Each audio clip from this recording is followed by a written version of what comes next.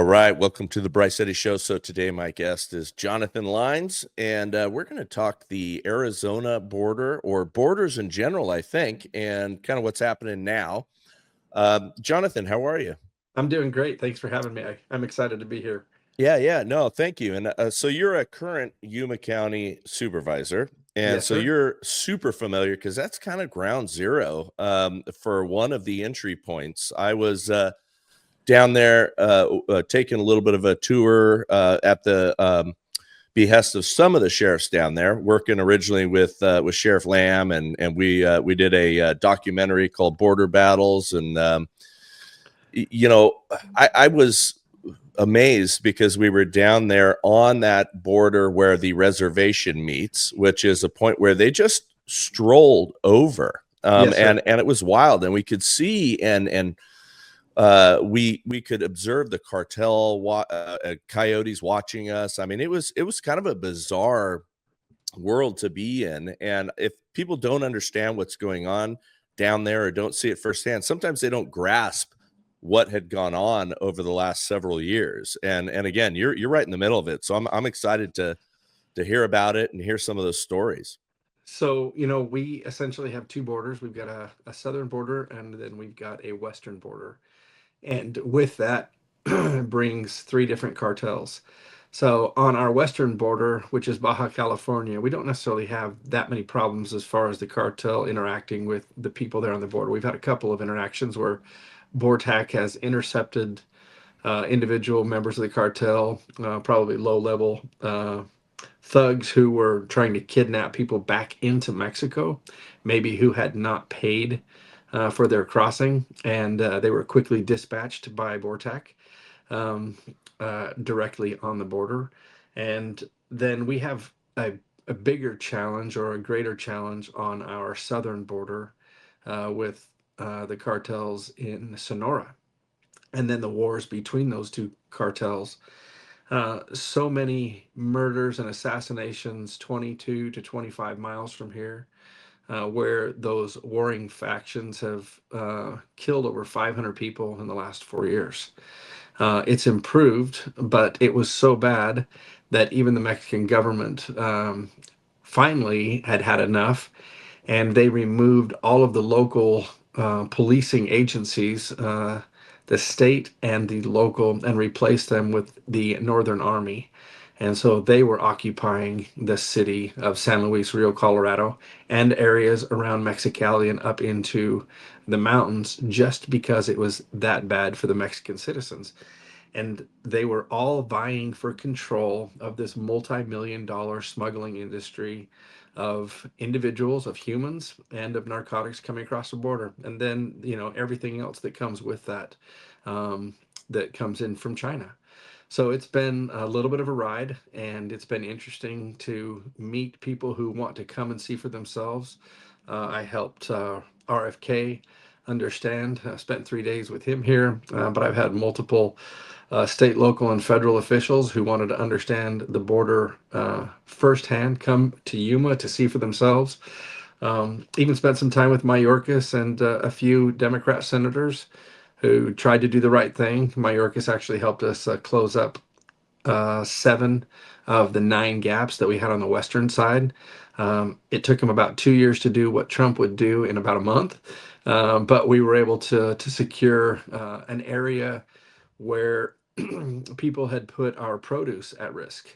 And then we had people walking over on dry ground on a dam coming across. But I'm sure you've got questions based upon some of those things. Yeah, I mean, well, I've seen that dam, Yeah. and I've been there, and I've got some great pictures, right there at that location too. Yeah, I mean, first I want to start. Okay, so you made a comment there, and I liked it as to what Mayorkas took, months to do. Trump would do it quickly. So, Yes. yeah. So tell me why. I mean, what differences, would you see? I mean, how did they react, and kind of what policies, even the ones that wanted to maybe help you guys, what was it about their style or policy that you saw contrast? Well, first and foremost, most of them being on the Democrat side were taking the stance that Biden took in that not one more foot of wall would be erected. And so that was kind of the line in the sand, right? Well, in that area where we had the gaps that were left open, specifically around the Morelos Dam, that's also an area where we have some of the most high valued crops being produced. So in Yuma, Arizona, we ship during the months of October to April 93% of all of the leafy green vegetables for the Northern Hemisphere. Oh, wow. We ship over 1,000 semis a day. It's millions and millions and millions of servings. And so the only way we were able to get their attention, because they didn't necessarily care about national security from a national security perspective, but they did care about food security. So I called Senator Kelly, and he was, despite being on opposite sides of the political spectrum, he understood that I was calling with a real challenge that would affect not only Arizona but our local industries. I told him some of the challenges that we were seeing. I could not take the perspective of national security. I had to take the food security. Told him that we were in risk of contaminating crops and that I needed to get this closed up. So he reached out to Mayorkas. And that was on the heels of Senator Sinema visiting with a bipartisan group of senators who came and sat down with the tribal nation to try to get them to come to the table to see what they could do to close up that 8 mile gap where you've seen that it's wide open and it's still wide open today. The only thing that remains in place is the Normandy barriers or the legacy barriers, and that's to keep our tractors from being stolen into Mexico. Hmm. That's the only reason that they're there. But Mayorkas came at the behest of Senator Kelly, sat down. They committed after 2 days of being here and observing firsthand the challenges and how it would affect the food industry and food security. Again, they were able to tie that to national security, which I really appreciated, but they committed to doing something. The Corps of Engineers showed up about 6 months later, but because they promised not to use, or Biden drew that line in the sand that they would not use any more Trump wall, which was sitting right there on Oh the yeah, ground, I saw the piles of right? it. I mean, yeah, it was amazing. It was just left, left out there in the desert. About $3 million worth of fencing that we'd already purchased and paid for with our tax dollars, sitting right there. They wouldn't use any of that material. They started auctioning it off on uh, some of the gov sales and other places for pennies on the dollar, and then they created a brand new type of wall that sat over the top of the ground with no foundation buried into the ground like a footing, and then took about 18 months to build it. Meanwhile, we continued to see all of that product that had already been constructed and paid for being auctioned off for maybe 10 cents on the dollar. So yeah, it was really frustrating to watch and observe that. I am Now grateful. your frustration level had to get high enough that you may ask some questions. Oh I'm yeah. so curious as to the lines of BS that they fed you. What any favorite stories of that? Only that, the things like this took time. The engineering was required, and I said, well, why didn't we take the same plans that were already in place? And they would not. They would go silent, and some of the deputy assistants at Homeland Security would then call back and say, "Yeah, we're working on it, working with the Corps, and there's a transition in leadership." And I think I heard every excuse that was possible during that time. And it was interesting when they finally started working on it again. I'm standing there with the contractors, and I've got a couple of the sheriffs in town, and I believe I actually even had Rick Scott from Florida. And we're standing there, we're talking about it, we're looking at what's happening. The night before, we had observed a lady who had been held hostage at gunpoint. She was strip searched because she and her husband and a baby were coming from Haiti. They bypassed the cartel, and the cartel held a gun to actually his head, took all of her clothes off looking for money at gunpoint. And that happened within about 100 yards of where we were standing. they rushed up to us. They were screaming, they were sobbing, they were crying, and it's just hard to understand. Bortak was able to go after that individual after a couple of days, and he ceased to be a nuisance in that area. Um, but yeah, just as they're working without fear, people are walking through those gaps. Um, and there's a big difference between the people that were giving themselves up and the people that were fleeing, the Right. gotaways, right? Gotaways, you've got to be a little bit more concerned about that. At least the people that are giving themselves up have some semblance of being vetted, but Border Patrol will say, "Hey, we were required by the White House to vet within 48 hours or 52 hours." And how many countries were actually helping us vet the individuals that had fled their country and giving us information about who they were? So I would say that maybe we were able to get information on about 10% of the people coming across. Yeah. Yeah, because I mean, yeah, it's not going to be even reliable as to No, who these people are. no. Yeah, it's wow. Yeah, I'm just fascinated by the inner politicking and some of those behind the scenes of this stuff because they know it's absurd. They know we know it's absurd, and yet they're gonna stick to whatever their party lines are, or like you said, oh yeah, we're working on it. Yeah. Well, I thought it was Wow. interesting that Mayorkas even brought his attorney for the agency, and she sat through all the meetings with us. And so I'm sitting there with Border Patrol, I'm sitting with ICE, I'm sitting there with Mayorkas, and at other times Senator Kelly. And yeah, it's just really interesting to hear these commitments. Yeah, this is what we're going to do. This is how we're going to do it. After they left, we didn't hear from them for probably 2 or 3 months. So I kept pestering them. I was like, Senator Kelly, I was like, they're not calling us back. They're not giving us any information. Eventually, they got it done. That system, though, that they installed and erected can be removed in the blink of an eye, though, whereas the Trump system cannot. Right. So that's the difference. One is temporary, and the other one's permanent. Wow. Wow. So, some of the fascinating stories that I heard, it might have even been in your offices there because we did a tour. But we were hearing for some of the farmers and some of the community members as to what was happening on their land and even in their homes and Yeah. and that or being run off the road. I mean, there was all kinds of just really terrifying things. I'd love to hear some of those examples.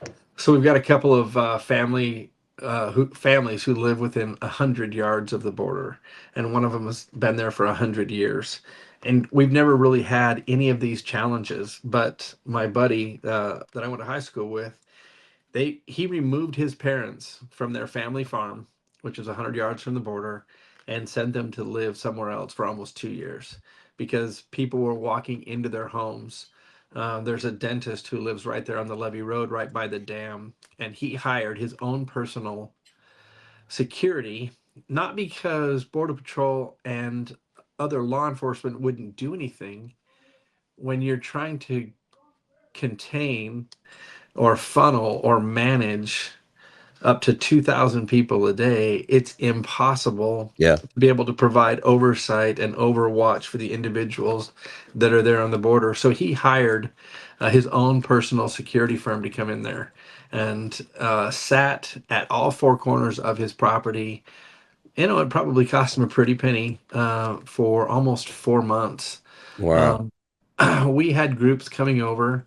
Um, and take a step back. So everybody thinks, okay, well, they're just from Mexico. That's not the case. We had No. people from 160 different countries.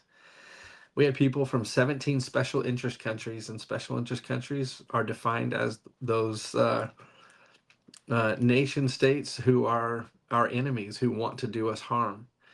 So, how many of those people that we're coming across are looking to cause problems here in the United States? And most of those were the gotaways, but you were contending with different nationalities, different beliefs, different languages. I had to resort to Google Translate for the majority of the people that were coming across because there was absolutely no way to communicate with them, and there weren't enough translators available.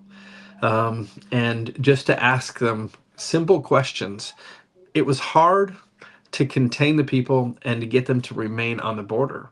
So they started walking into the community. I had people showing up at churches. I had so many people showing up to churches and to other agencies. I would get calls on a daily basis from pastors from churches saying, well, what do we do? Because ICE was then looking at the people who were assisting as aiding and abetting, even though they Hmm. were camped out in their front yard. I had an individual who found a pregnant woman on the road in labor, put her in the back of his truck, took her to the hospital, and then he was visited by ICE. I'm not saying that ICE was bad, but they just had a misunderstanding of what was going Wow. on. They're trying to do their job. Um, we had people waiting until they were in labor. And then I was doing a live shot with Sarah Carter on Fox News one night, and I don't remember who. I think it was Brett Baer, and we're sitting there on the border, right there at the dam, and we had four women from Cuba walking up, shoes in hand, all of them in labor. And so they parked themselves right there and said, "Can you please call an ambulance?" Or they had already called an ambulance. We had so many people who understand how to game the system that they were calling 911 as soon as they got across the border. And during that time that they were coming over, Yuma has an influx of winter visitors. So you have about 60 or 70,000 people from the northern part of the country or Canada who have come to Yuma to flee the cold. And then you have all of the agricultural workers on top of that. And so you have the same first responder system that can take care of 100,000 people, or it's geared towards 150,000 people. And then you have an additional 150 to 200,000 people, plus the people coming across the border. And so it crashed our system several times. First responders didn't know who to respond to first. And they didn't actually know that they're responding to people on the border, because they would just say, hey, I'm in this area, and then use the geolocating to find them. But sitting on the border, almost on a daily basis, I'd see an ambulance pull up. And then we can talk about the hospital. The hospital in and of itself has an audible figure of over $30 million that they need to be reimbursed. That was a Hmm. direct result of people coming across. It got so bad during those first few months that people who had surgeries and elective surgeries and or pregnancies were calling me up saying, hey, I just want to let you know, put this in your record, that we're going to San Diego, we're going to Phoenix, because the hospital has a backlog of people that they're operating on. We had up to, I believe, 20 or 30 people in there delivering who were illegal at one time. And then nobody thinks about this, but then the discharge, state law requires you to discharge that individual with a baby seat. Well, who's going to provide the baby seat? The hospital went out and purchased everything they could. I called Governor Ducey. He called his one of his agencies, and they brought us some baby seats. But then they were placed in a cab or placed in a car and then taken directly over to Border Patrol for processing. But then they had an anchor baby. But they knew what they were doing every Wow. step of the way. Yeah. Yeah, that's wild. So, one of the questions I have is okay, how quick, what was that period of time to where it reached that height, and then start to update the audience on what's happened, since Trump got into office, and how quickly things have changed, or if they have. So the first 6 months of the Biden administration, we went from a previous number, or during the first Trump presidency, of 10 or 15 people a day or a week max, just depending upon the push and where they were coming from, but no more than 50 a week. And then we go to three, four, five, six, seven, 800, up to we've got 2,000 people that are going to come across on a daily basis. Wow. And that number, I mean, the official number was like 1,850 or something. But when you add the additional 25% that they account to the gotaways, based upon foot traffic that they've been able to track, it's well over 2,000. So you take that number and you sustain that for several months. Border Patrol couldn't process fast enough. They didn't have the manpower. And it was so bad that you actually had Border Patrol, you didn't have Border Patrol on the border. They were back processing because of the mandate from the White House that required them to process faster. So the sheriff and I would take turns down on the border or be out there both at the same time, working with the chief of Border Patrol, letting him know what we were seeing. And we had a lot of people don't necessarily understand, but local law enforcement can aid and assist because of a federal program called Operation Stone Garden. So some of the police, Somerton, San Luis, Yuma, some of the police departments were able to provide, but they are not allowed to process. They're only allowed to observe and assist. And so they can drive the buses, they can transport, but under Biden, they were prohibited from doing anything beyond that. Mm. And so we would be there trying to get people to stay on the border, not come into the community, so the Border Patrol could then go back. So we were leaving people out there overnight, sometimes a couple of days at a time, until Border Patrol was able to ramp up. They enlarged the facility in Yuma for processing 4 times. It went from a holding cell, and I went in there at the beginning where they could have 100 people in there, and at that time, then they had almost 1,000 people in there. It was meant for 100. Then they were learning that they needed to separate out people because people were being trafficked. It took us about 10 months to identify the fact that children were being recycled, and that one year we had up to 5,000 kids being recycled or rented out. So they would come across, take their information, they were being shipped back home somehow, and then coming across again. And some of these children up to 4 times a year. Yeah. It was horrible. Anyway, so got bad. It tapered off to be between 500 and 800 a day for several months. Then it was down to about 400 to 500, and that was pretty consistent towards the end and tapering down. Last week, I think we had 20 people turn themselves in. So you went from something that was untenable into something that is 100% manageable, to where Border Patrol, to where ICE, to where all of our local law enforcement can manage the situation. But the floodgates were open, and the administration really didn't care. Well, I mean, it was by design. Yeah, And yeah. 100%. No matter Okay. what we did, anyway. Yeah. Okay. So let's spend the rest of the time talking about what it's like now and how quickly did you see some of the changes? We noticed changes from the day the election happened. You had a little bit of a flurry where people were pushing to come across, but really the tone had changed. Border Patrol was allowed to do its job. You had people who got up and said, you know what, I can do my job now, and I'm not going to face any type of recrimination from any of my superiors because I'm doing the job. It got so bad under Biden that Border Patrol couldn't publish their stats locally for what was happening. And then it went to, okay, these are the people that we've stopped. We're going to go after the traffickers. We're going to shut them down. Then they were able to be a little bit more serious. They were able to put individuals and bodies back out onto the border. Well, one of the things that really was the most frustrating is that it wasn't just the wall that Trump had installed along our border. He had also installed a surveillance system Yeah. where every third light tower had a camera on it. Those were never energized under Biden. And in fact, on our southern border, 100% of the infrastructure was removed. Hmm. It was all gone. The sheriff and I observed them physically removing the light posts, the fiber network, and the camera, and shipped it away. And that was also sold at auction.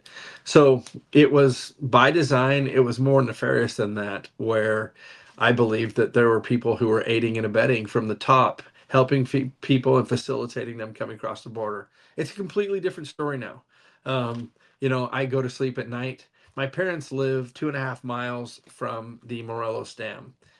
They don't worry about people walking into the neighborhood at night. They don't worry about people walking into the church next door or across the street. Border Patrol is there. They are enabled to do their job, and they're able to prevail. They're able to provide national security. We've got two military bases here. We've got Yuma Proving Grounds, and we've got Marine Corps Station Yuma. At Marine Corps Station Yuma, every 6 months, they have what's called Weapons and Tactical Instruction, WTI, and it's like Top Gun for the Marines. They had to shut down live fire exercises pre-deployment because people were walking across the border into their area of operations. Hmm. The thermal imaging map of the borders and contours around the base show and pinpoint uh, every time Border Patrol or law enforcement engaged, and they're all over that map. So yeah, it had a negative effect, and there were consequences for walking into those exercises where you have up to 5,000 Marines working on an operation in this area, and they had to withdraw or pull back or cease operations in order to um, remove people that weren't supposed to be there. So Wow. now everybody is working. We still got a great challenge with fentanyl. We popped two fentanyl processing plants just across the border. They were the pill plants. The national average is 1 in 100,000. I think it's slightly higher now. But the average along the border was as high as 20, and not just the Yuma border. Rick Scott told me that 50% of the narcotics ending up in Florida, 50% for Florida were coming across in Arizona. I had other governors and senators telling me that 50 or plus more of the narcotics ending up in their states. And they all knew that it wasn't an Arizona problem, it wasn't a Yuma problem. Every state became a border state. And recently we've seen how the cartel has integrated themselves up in Oregon, back east, and they finally been able to go after them. I'm sure that they knew who they were before, but we're finally seeing some aggressive and consistent law enforcement going after these people who are the scourge of our society, who are offering kids a pill for $2.50 under the guise of being something completely different, but it's tainted with fentanyl. My wife's assistant left my house, went home, found her 18-year-old son who thought he had taken an oxy, and he died 3 days later. Mm. I don't Horrific. know somebody who hasn't been affected by fentanyl, and it's a scourge. I recently had the opportunity to be back with, received an invitation from Pam Bondi to be there with President Trump at the DOJ, his triumphant return to the DOJ to talk about the fentanyl. And I'm excited for that, and I am hopeful that they will aggressively pursue and that we can work with Mexico. In Mexico, it's illegal to sell fentanyl. Hmm. It's not only illegal, but like the cartel is prohibited by the government. They don't target the kids there. The kids are being targeted are here in the United States. Yeah, that is evil. Yeah, That is evil. So what do the apprehensions look like now? I mean, is everybody, two or three a day, maybe. yeah, There's wow. nobody coming across. Border Patrol is now able to focus on the interdiction of drugs, and that's what they needed to be doing, right? Amen. Working with DEA and other agencies. No, I mean it's a completely different ball game. People go to sleep at night feeling like, okay, our border's secure. We're not waking up. I'm I was the chairman of the food bank when people were coming across, and we had to receive outside assistance at the food bank from the LDS Church in order just to take care of our agencies here in Yuma. Almost 600,000 pounds was brought in just so we could take care of our agencies who were assisting people. Food bank can't provide that direct assistance, but in a community where 25% of the people receive at least one box a month from the food bank, and then you add on top of that all of the other people coming through, it was it was crazy.